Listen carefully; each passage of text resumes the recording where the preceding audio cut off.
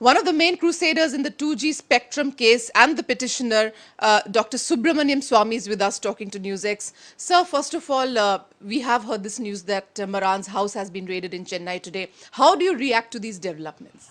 Well, I'm not surprised.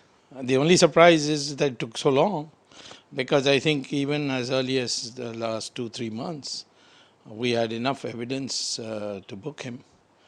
And there was delay, and I think there can be an understandable delay because the CBI is really overworked and their machinery is not equipped to digest all these interlocking arrangements and so on and so forth. So maybe they took time because of that or anything else. There are one or two other cases where they have deliberately gone slow, but on this one I have no reason to suspect that there was a malified attempt. There was in the media all kinds of stories being planted that is clean chit has been given, so on.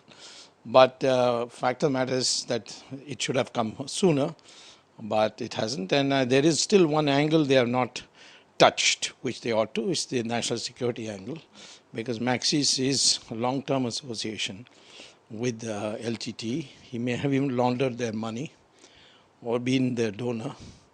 And there are enough people in Sri Lanka today whom the Sri Lankan police and army had captured.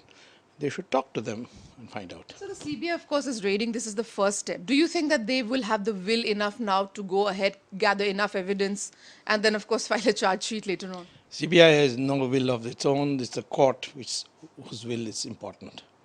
For the first time, it's the Supreme Court. Yeah, for the first time in our history, we have had the Supreme Court taking the government agencies to task for not performing their statutory duties. So I think, in this kind of a case, which has huge ramifications.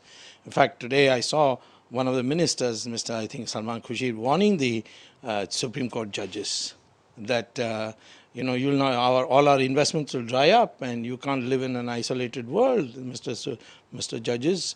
It's a shocking thing. So it is in the fact that for the first time the government has not much control over the CBI.